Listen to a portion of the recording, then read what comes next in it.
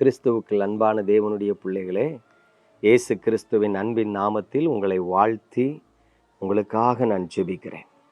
ஆண்டவர் இன்றைக்கு உங்களை ஆசீர்வதித்து உங்களை சுதந்திரவாளியாக்கி உங்களை சமாதானத்தோடு நடத்த பண்ண போகிறார். பாருங்கள், கர்த்தருடைய வசனம் சொல்லுகிறது. ஏசாயா தீர்க்கதரிசன புஸ்தகம் 14ஆம் அதிகாரம் 5ஆம் வசனத்தை பாருங்கள். கர்த்தர் துஷ்டரின் தண்டாயுதத்தையும் அரசாண்டவர்களின் செங்கோலையும் முறித்து போட்டார். பிரியமான தேவனுடைய பிள்ளைகளே, ஒருவேளை தேவ பிள்ளைகளுக்குள்ள பல கேள்விகள் இருக்கிறது. தேவன் சர்வ வல்லமையுள்ளவர் தானே? ஆமாம். விசுவாசிக்கிறவர்களுக்கு நன்மை செய்கிறவர் தானே? ஆமாம். அவரை பின்பற்றுகிறவர்களை கைவிடாதவர் தானே? ஆமாம். பிறகு ஏன் ஆதாம் ஏவாள் சோதிக்கப்படும்படி கர்த்தர் அனுமதித்தார்? அவர்கள் தேவன் உண்டாக்கின ஏதேன் தோட்டத்தில் தான் இருக்கிறாங்க, தேவனோடு தான் சஞ்சரித்து கொண்டு இருக்கிறாங்க. ஏன் அந்த தோட்டத்துக்குள்ள ஒரு சர்ப்பத்தை தேவன் அனுமதிக்கணும்? ஏன் அவர்களுக்கு ஒரு சோதனை வரணும்? அந்த சோதனை வராமல் இருந்தால் அவர்கள் என்னாலும் தேவனோடு சஞ்சரித்து கொண்டிருப்பார்களே. இன்றைக்கு இந்த உலகமானது சபிக்கப்பட்டு போயிருக்காதே? சில கேள்வி கேட்குறாங்க. உண்மைதான். இந்த உலகத்தில் நான் பார்க்கும் பொழுது எத்தனையோ உத்தமமாய் கர்த்தரை பின்பற்றின தேவ ஜனங்கள் பின்னாட்களிலே பின்வாங்கி வஞ்சிக்கப்பட்டு போயிருக்கிறார். தேவனுக்கென்று தங்களை அர்ப்பணித்து உத்தமமாய் ஊழியம் செய்த சில ஊழியர்கள் கூட பின்னாட்களில் வஞ்சிக்கப்பட்டு விழுந்து போயிருக்கிறார். ஏனையா, எத்தனை வைராக்கியமாய் தேவனுக்கென்று எழும்பினவர்கள், எவ்வளவு கிருபை பெற்றவர்கள், ஏன் இப்படி வஞ்சிக்கப்பட்டு விழுந்து போக வேண்டும்? ஒரு கேள்வி எழும்பும் பொழுது தேவன் தம்முடைய ஜனங்களை தள்ளிவிட்டாரோ என்று சொல்லி தோன்றுகிறது. பிரியமானவர்களை, ஒன்றை மாத்திரம் நான் என் ஊழியத்தின் பாதையிலே புரிந்து கொண்டேன்.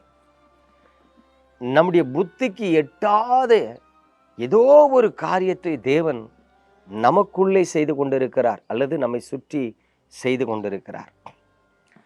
ஆகவே தேவனுடைய பிள்ளைகளாக விசுவாசிகளாக இருக்கிற நாம் செய்ய வேண்டிய ஒரே ஒரு காரியம், என் ஆத்துமா விலையேற பெற்றது, தேவன் எனக்கு அதை இலவசமாய் இரட்சிப்பாய் கட்டளையிட்டு இருக்கிறார். ஆகவே நான் என் ஆத்துமாவை காத்துக்கொள்ள வேண்டும்.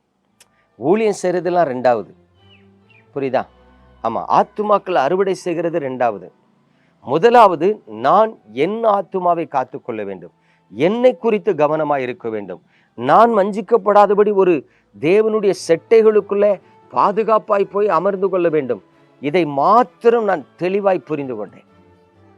அப்ப கவனிங்க, இன்னைக்கு அநேகர் ஊழியத்துக்கு முக்கியத்துவம் கொடுக்கிறாங்க, தங்களை காத்துக்கொள்ள தவறி விடுறாங்க. தங்களுக்கு வருகிற சோதனையில கர்த்தர் பார்த்து கொள்வார் அப்படின்ட்டு அட்வான்டேஜா எடுத்துட்டு போயிடுறாங்க. அதனாலதான் நிறைய பேர் இன்னைக்கு விழுந்து போகிறதுக்கு, வஞ்சிக்கப்படுகிறதுக்கு காரணமா இருக்கிறது. ஆனாலும் தேவனுடைய பிள்ளைகளே, தேவனுடைய இரக்கமுள்ள கிருபை ஒரு மனிதனுக்கு கிடைக்கும் பொழுது கர்த்தர் செய்கிற ஒரு பெரிய பாக்கியம் பாருங்க. அவர் துஷ்டர்களின் தண்டாயுதத்தை முறித்து போடுகிறார். அல்லேலூயா. ஆம் பிரியமானவர்களே, அதே பூமியில நான் பார்க்கிற காரியங்கள் என்னன்னா, விழுந்து போனவர்களுக்குள்ள, வஞ்சிக்கப்பட்டவர்களுக்குள்ள, மடங்கடிக்கப்பட்டவர்களுக்குள்ள தேவன் ஒரு கூட்டத்தை மீண்டும் திருப்பி கொண்டு வருகிறார். நீங்க அதை தெளிவா புரிஞ்சுக்கிடணும். அதாவது இன்னைக்கு 100 பேர் இருக்காங்கன்னு வைங்களேன், 100 பேர்ல ஒரு 15 பேர் ரட்சிக்கப்படுறாங்க, அபிஷேகம் பண்றாங்க. இந்த 15 பேர்ல ஒரு 3 பேர் விழுந்து போறாங்க, வஞ்சிக்கப்படுறாங்கன்னு வைங்களேன். இந்த 3 பேர்ல ஒருத்தரை தேவன் திருப்பி கொண்டு வரார். உங்களுக்கு புரியுதா? நான் ஒரு சின்ன ரேஷியோ சொல்றேன். 100 பேருங்கிறத ஒரு 1000 பேரை வச்சுக்கிடுவோமே. ஒரு 50 பேர் ரட்சிக்கப்படுறாங்கப்பா. 50 பேர்ல 10 பேர் வஞ்சிக்கப்படுறாங்க. வஞ்சிக்கப்பட்டு கர்த்தரை விட்டு பின்வாங்கி போறாங்க, விழுந்து போறாங்க. இந்த 50 பேர்ல 10 பேர்ல மறுபடியும் அவர் ஒரு 3 பேர் என்ன பண்றாரு? திருப்பி கொண்டு வருகிறார்.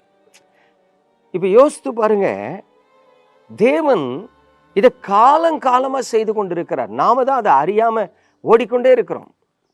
ஆனா வேதம் மிக தெளிவா சொல்லுகிறது, ஆவிக்குரியவன் சகலத்தையும் நிதானித்து அறிகிறான். அப்போ நீங்களும் நானும் கர்த்தரை பின்பற்றினா இந்த குருட்டு போன விட்டத்துல பாஞ்ச மாதிரி பின்பற்றக்கூடாது. நமக்கு முன்பு வாழ்ந்த பரிசுத்தவான்களுக்கு என்ன நடந்தது? நமக்கு முன்பு வாழ்ந்த பரிசுத்தவான்கள் எப்படி வாழ்ந்தார்கள்? யாருடைய சிறையிருப்பு திருப்பப்பட்டது, யாருடைய சிறையிருப்பு திருப்பப்படவில்லை? இப்படி கொஞ்சம் நிதானமா வேதத்தை தியானித்து ஆராய்ந்து பார்ப்போம் என்று சொன்னா நாம் நம்முடைய ஆத்துமாவை காத்துக்கொள்ளலாம். அல்லேலூயா. அதைத்தாங்க ஆண்டவருடைய வார்த்தை சொல்லுது, அரசாண்டவர்களின் செங்கோலையும் முறித்து போட்டார். அப்போ தேவ ஜனங்கள் சில நேரம் அடிமைப்பட்டு அடிமைத்தனத்துக்குள்ள மாட்டி இருந்தாலும் அந்த தண்டாயுதத்தையும் செங்கோலையும் முறித்து போட்டு தமது ஜனங்களை விடுதலையாக்க அவர் வல்லவர். அல்லேலூயா.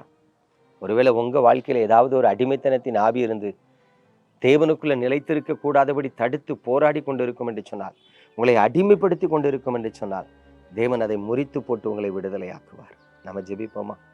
எங்கள் அன்பின் பரலோக தகப்பனே, பரிசுத்தமான இந்த காலை வேளைக்காக உமக்கு ஸ்தோத்திரம். உங்க பரிசுத்த கரத்தில் எங்களை தாழ்த்துகிறோம், வெறுமையாக்குகிறோம்.